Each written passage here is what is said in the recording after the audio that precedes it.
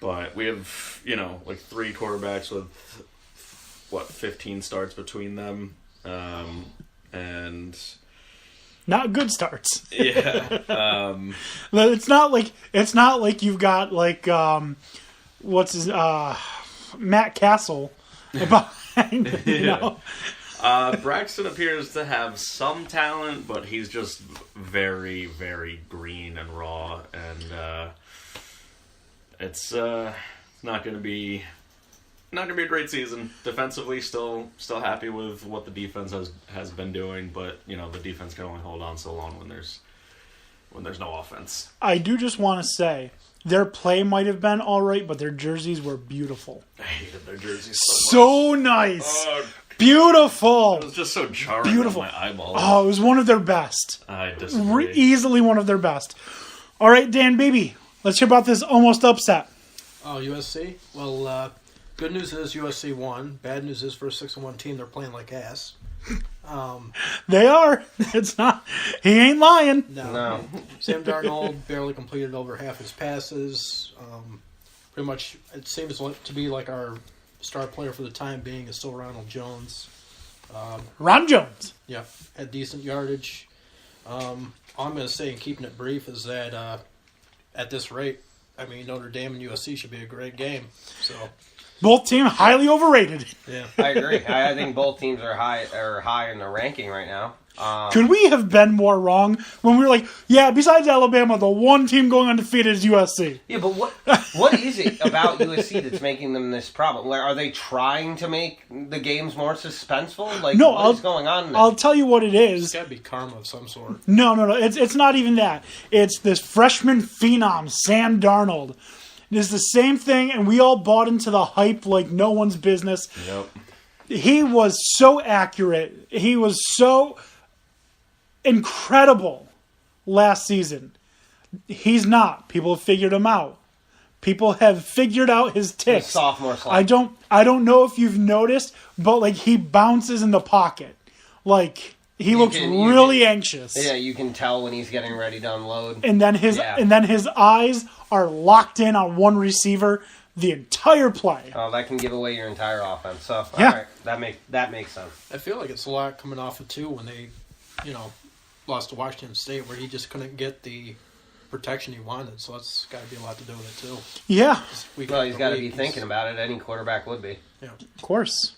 All right. So we are zipping through this for good reason. We have our fantasy basketball draft coming up at 8 o'clock. So we've got 30 minutes to get through what we usually get through in an entire show. Get you guys some games here. Yeah. Keep going. All right. So now we're moving on to our Lonzo Ball update. Oh my god. All Can't right. skip that this week. Nope.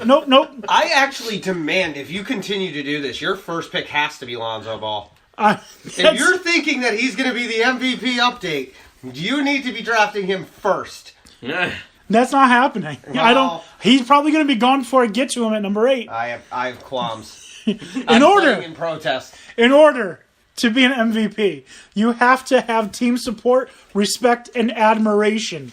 Lonzo Ball has just that.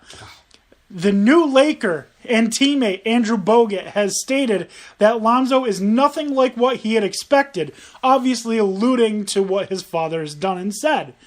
Bogut said, and I quote, "People's true colors come out as the season goes on, but I don't think he is like anything that has been reported." Bogut also added that nobody has an issue with him. All right, Lonzo Ball clearly gets it. All right. In all fairness, Lonzo Ball's probably going to be a very good player. I don't think there's anybody that doubts that.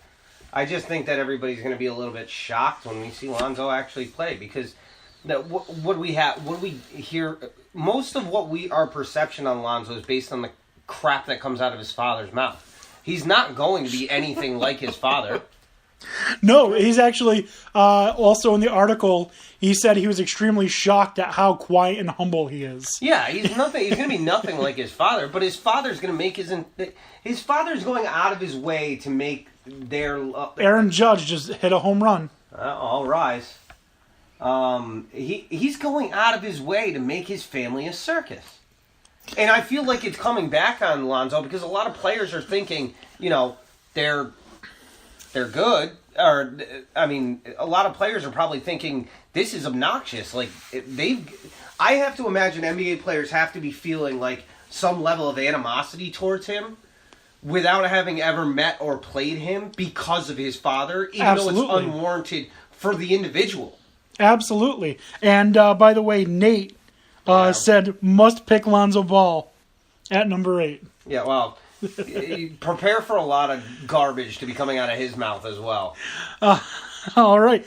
Yeah, you heard me.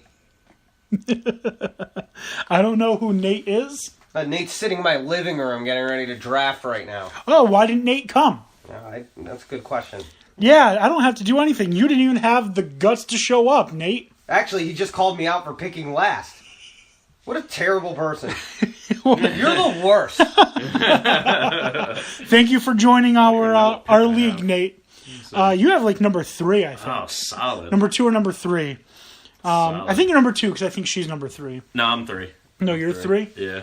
All right. Christine is number 5. Dan Beebe, do you know what your pick is? Not yet, no.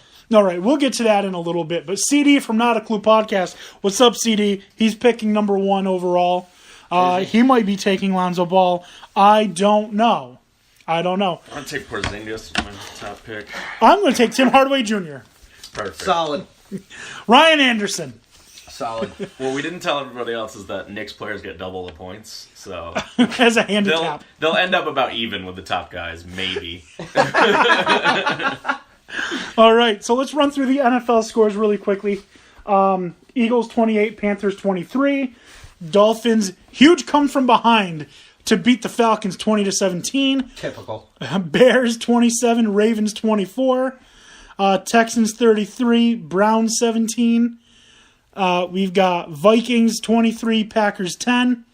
Saints 52, Lions 38. Quick note, if you had the Saints defense in fantasy, you got 32 points. Wow.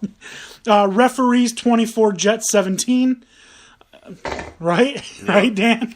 I'm still so mad at that. I understand. You're I understand. Still pretty salty. I understand their argument that it was a fumble, but there's nothing to overturn the call. There was not enough evidence. Had it been the call on the field, then I would have, been uptight, but I would not be furious. But I am furious because there is no way in hell that there was enough evidence to overturn the ruling on the field. It should have stood. It shouldn't have been confirmed. It should have stood. There's no way in hell it should have been overturned. And now I hear these Patriots Can we say that the rule's ridiculous, though? It's absolutely ridiculous. It kind of is They unfair. at least acknowledge that. Riveron, whatever his name is, acknowledge that the rule, is being looked at. But now I'm hearing Patriots fans like, oh, you might not like it, but he's saying, clearly the NFL refs are saying that, this is the rule and they're confirming their ruling. He doesn't have a bias confirming his own goddamn ruling. Well, no. Okay. Furthermore, anytime and a Patriot tells you that, the rule also specifically states that balls need to be inflated to a certain exactly. amount. Now the Patriots fans are all about the NFL and being correct with their officiating and really quickly and not witch hunting. Tim B, listening on Spreaker, keeping up with the balls is worse than the Kardashians. That's a valid point. I think it's called Ball in the Family or whatever, but doesn't matter. My God. It doesn't. Is that really what they're calling it? I think so. Oh God, I think that makes me almost as mad as I am with Didi going for a triple. NFL officiating. Oh, and another thing in that game that was also a bunch of crap was, after the so-called fumble, we were making sure that Austin Safari and Jenkins didn't get near a ref because if you touch a ref, you're supposed to get ejected if a ref is touched unnecessarily. But right before that, Malcolm Butler ran into the ref when he was trying to say it wasn't a touchdown. He should have been ejected from the game, but because he's got a goddamn Patriot symbol on his helmet, doesn't apply to him. It's also the players because there's Chuckles has joined the draft room. Nice. He was actually he's with Nate recovering from his surgery. He was pointing and laughing at him when we were insulting him. So at least we get that going for us, which is yes. Nice. That argument as far as the bumping into the refs, that's whether the refs really want to acknowledge that happening. First off, You know, if Austin Sperry and Jenkins bumped into the ref, they would have tossed him real there's fast. there's certain players that they don't care. They're definitely going to get out of the game. And Severian Jenkins has never been somebody that holds his tongue. So I wouldn't have doubted that. I mean, that being said, it was a BS play to end the game. It reminded me a lot of the clock runoff on the penalty by Detroit in the beginning of the year that lost them the game, where they could have had another play because of the penalty that they had. They had a 10-second runoff, you lost. I've always hated that, the 10-second runoff. That has been one of the dumbest rules that I've ever heard. Liz, I agree with you. That being said, Jets look decent against the Patriots. Patriots look bad. Patriots do look bad. Their defense is not good enough for them to. And we've been saying Make a that for deep weeks. run. We'd be expecting that defense to step up, and it just doesn't look like they have the talent to do it. Yeah. We've come a long way from Willie McGinnis and Mike Vrabel and Ty Law and Lawyer Malloy and Patrick Chung, right? Revis was on that team at one point. Darrell Revis, yes. You said Ty Law, right? Yeah, I did. We're going to continue on, and that's how I had it written down, just for you, Dan. Referees 24. Yeah, I appreciate that because that's exactly what it was. Redskins 26, 49ers 24, Cardinals 38, Buccaneers 24, Rams 27, Jaguars 17, Steelers 19, Chiefs 13. What a surprise. Chargers 17, Raiders 16, Giants 23, Broncos 10, Titans 36, Colts 22. That game was not that close. Or it was a lot closer than that is what I meant to say. Yeah. Late touchdown by Derrick Henry. 72-yard touchdown run. Yeah, it was meaningless because they just needed the first down. So, but you take what you can get. yeah, Steelers beating the Chiefs. Steelers always play the Chiefs very well. Even in Arrowhead, they always play them very well. So I wasn't hugely shocked at that. I think we said that we still think that the Chiefs are the best team in the NFL right now. I still think so. Steelers looked like, how they should have looked like earlier in the season. So maybe this is going to be where they start their build for the postseason because they should be a playoff team with that the squad. AFC North is incredibly unrepredictable to me. You've got Baltimore one week that can come out and play, and then you get them blown out by The Jaguars. But you have Roethlisberger throwing 5 touchdowns, and then they beat the only undefeated team left in the NFL. Like, what is happening in the NFC North? Because it's just all over the place. Right. I'm so that there's no conference that bothers me or confuses me, I guess, more than the AFC North right now. the NFC East? The AFC West? Those are confusing. Talk about the Raiders being awful, the Chargers getting a win. Breaking news. Ezekiel Elliott is issued a temporary restraining order on the And will suspension, so he will be playing this week. Yeah, that's a roller coaster. Yeah, at this point, I just want to It just keeps going back and forth. Can we just? And somebody made a good point. You know what?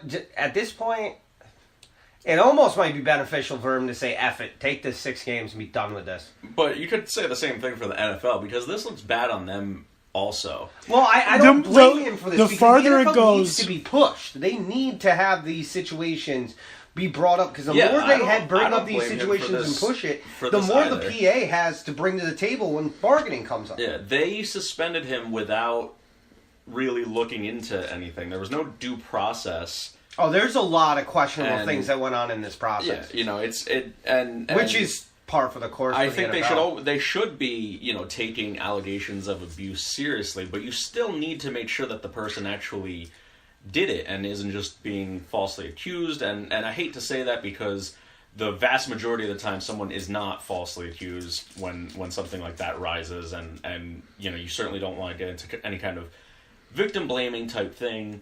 But you still need to. It still needs to be innocent until proven guilty. That's a foundation of our very country, and I don't think the NFL should be really ruling on things that don't have incontrovertible evidence, like the Ray Rice thing when there's video. I using agree big with you words entirely. That's the way it should be. But this is not innocent until proven guilty. It's innocent until Roger